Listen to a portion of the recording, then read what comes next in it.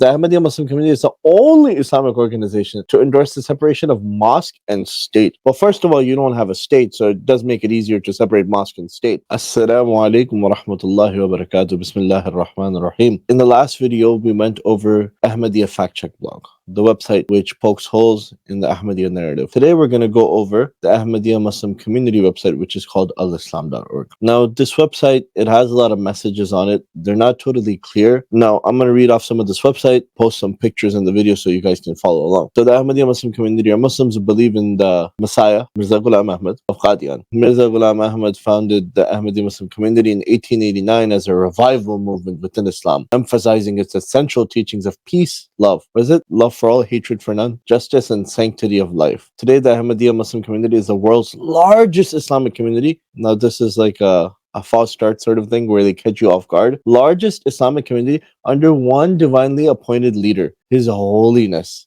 His Holiness Mirza Masroor. And then, so since they need to have with their false prophet, they also need to have, like, his Khalifas and his companions. They don't write peace be upon them or something like that. They write, may Allah be his helper. The Ahmadiyya Muslim community spans over 200 nations with membership exceeding tens of millions. There's been a lot of debate whether this number is even true or close to true, because even in the United States, the numbers are only 15,000. I don't really know where they get these tens of millions. So Mirza Ghulam Ahmad claimed to be the metaphorical second coming of Jesus Christ. It says Jesus Christ, where they say many times that Mirza Ghulam Ahmad is not Isa ibn Maryam, but he's just sort of like Isa in a spiritual form. He is the Mahdi. And then they claim that Prophet Muhammad ﷺ told about him. We don't find this anywhere. The Ahmadiyya Muslim community believes that God sent Mirza Ghulam to end religious wars, condemning bloodshed and restoring morality, justice, and peace. He reformed Muslims of fanatical beliefs and practices by vigorously championing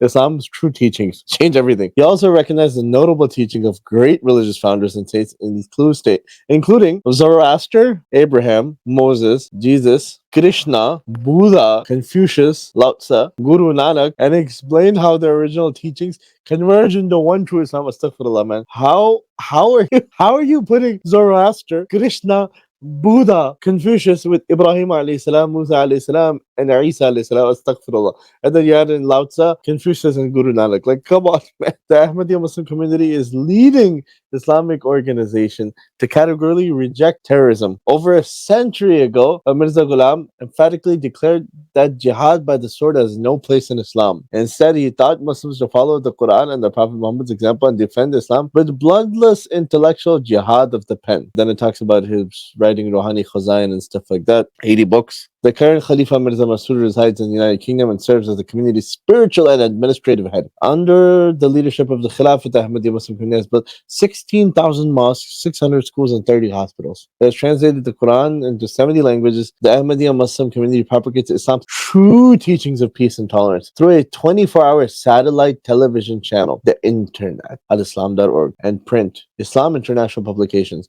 It stands at the forefront of disaster relief worldwide through Humanity First. Now, if you look at Humanity First and you look at the documentation, there's very little money that goes to Humanity First from the Ahmadiyya collections. So I don't know how much disaster they're averting and how much money they're taking from governments. The Ahmadiyya Muslim community is the only Islamic organization to endorse the separation of mosque and state. Well, first of all, you don't have a state, so it does make it easier to separate mosque and state. Despite facing bitter faith-based persecution in numerous Muslim majority nations, the Ahmadiyya Muslim community continues to advocate for universal human rights for all religious and other persecuted minorities. It likewise invests heavily in women's equality, education, and empowerment through its programs. Its members are amongst the most law-abiding, educated, and engaged Muslims in the world. Now, if you want to hop over the Ahmadiyya fact check blog and see how many of these so-called law-abiding, educated citizens are around the world, you'll get a real taste of reality. There was a guy the other day who was killed in Pakistan, right? And they're saying he got killed because he was an Ahmadi. Turns out he was actually chasing after a woman from another village and they told him to stop and he wouldn't listen. And there's other such cases like that. But when you make a broad brush statement like its members are among the most law-abiding, you also have to acknowledge that they have one of the biggest scandals in any religious community, which is the Nida Nasir scandal, in which she's like the great-granddaughter of one of the Khalifas and she was totally abused sexually. One thing we as Muslims, we say is Islam is perfect, Muslims are not. Ahmadiyya pushes this narrative to hide everything